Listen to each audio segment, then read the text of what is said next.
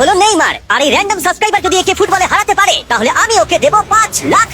বিশ্বের অন্যতম সেরা ফুটবল প্লেয়ার নেইমার একজন ইন্টারন্যাশনাল ফুটবল সুপারস্টার, 28টা চ্যাম্পিয়নশিপের বিজেতা, একটা অলিম্পিক গোল্ড মেডেল, আর এছাড়াও ব্রাজিলের সর্বকালের সবথেকে বেশি গোলদাতা। সে কম্পিট করবে একজন সাধারণ প্লেয়ার হিগোরের সাথে, আর ওরা কম্পিট করবে $5 লাখ জন্য। যদি তুমি যেত এই টাকাটা শুধু তোমার ব্যাংক অ্যাকাউন্টে যাবে, কিন্তু নেইমার জিতলে ওর বেছে নেওয়া যে কোনো চ্যারিটিতে আমি টাকাটা দেবো। বুঝে গেছো? হ্যাঁ, বুঝেছি। আমায় ক্ষমা করো, তুমি হেরে যাবে। আরে নেইমার বলছে তুমি হেরে যাবে, তোমার কি এটাই মনে হয়? না, একদমই না। ঠিক আছে, নেইমার এটা দেখে ভয় পাবে না।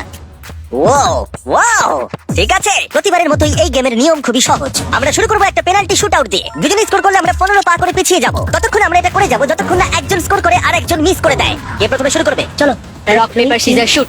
আমি জিতে গেছি। তাহলে নেইমার প্রথমে। এতে পুরো চাপটা আমার উপরেই পড়বে। Easy easy. ঠিক আছে, আমরা দেখলাম দুজনে স্কোর করলো, কিন্তু এবার আমরা 15 পা পিছিয়ে যাব। ও নেইমার এবার সিরিয়াস হচ্ছে। তোমার এবার ভয় পাওয়া উচিত, ও কিন্তু জুতের ফিতে বাঁধলো।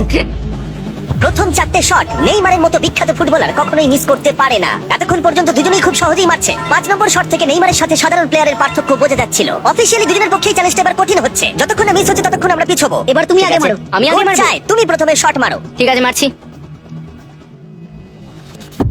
ও ও, ঠিক আছে, এটা এখনো পর্যন্ত তোমার সবথেকে বাজে শট। এবার নেইমারের পালা। ও মাই গড, বলটা পুরো সুইং করে গোলের ভেতরে গিয়ে ঢুকলো। চাপে পড়লে খুব ভালো লাগে। বিশ্বকাপের চাপের সাথে এটা তুলনা হয় না, বিশ্বকাপে আরো বেশি চাপ। দাঁড়াও, তুমি শট মারার আগে তুমি $5 লাখ চেকটা ধরো। নিশ্চয়ই। তুমি এটা গোল করলে আর ও মিস করে দিলে এটা তোমার হয়ে যাবে। তুমি নেইমারকে হারাতে পারবে, ঠিক আছে? ভরসা রাখো। ঠিক আছে। ও না, নেইমারকে এটা গোল করতে হবে। যদি ও মিস করে তাহলে তুমি সুযোগ পাবে। মিস করো, মিস করো প্লিজ। দাঁড়াও ভাই, এদিকে একটু সরে এসো। এই গোলটা তবেই কাউন্ট করা হবে যদি এটা বারের মধ্যে লেগে গোলে ঢোকে। না ঢুকলে এটা গোল নয়। নেইমার এতটাই ভালো যে ও বলছে গোলটা তবেই কাউন্ট হবে যদি বলটা বারে লেগে গোলে ঢোকে।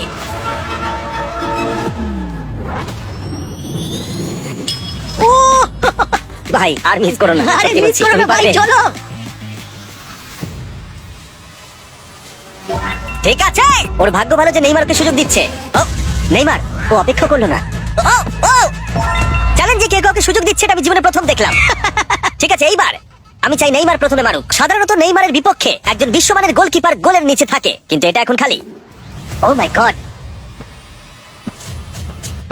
ভাই, তোমার জন্য আমার চিন্তা হচ্ছে। এটাই হয়তো শেষ সুযোগ। ওই ক্যামেরাটাকে টার্গেট করে দেখো, বলটা ঘুরে যাবে। খেলা শেখাচ্ছে। হ্যাঁ, এই তো খুব ভালো, গোল হয়ে যাবে। দেখলে, ও পেরেছে। পেরেছি। আমরা অফিশিয়ালি এখন মিডফিল্ডে আছি। এরকমটাই চলতে থাকবে। রেডি হলি মেরে দাও।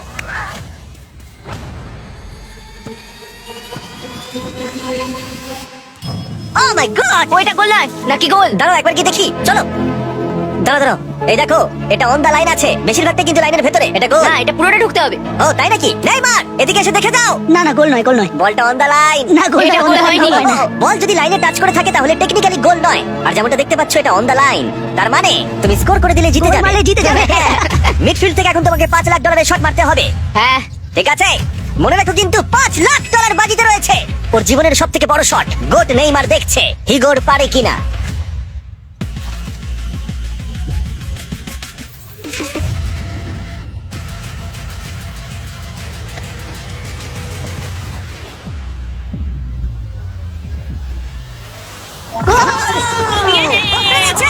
খুব ভালো। আমি পেরেছি। আরে ডলফিন করতে গেল, আমি তো বুঝতেই পারছি না। আমি পেরেছি। তুমি পেরেছো ভাই, খুব খুব মিষ্টি। ভালো। এই নাও তোমার $5 লাখ। তুমি জিতে আমি গেছো, খুব পেরেছি, ভালো। পেরেছি, আমি পেরেছি ভাই। হ্যাঁ, হ্যাঁ। এসব কি হচ্ছে? আরে ও কি খেয়ে নিচ্ছে? আমি জানি না কি হচ্ছে।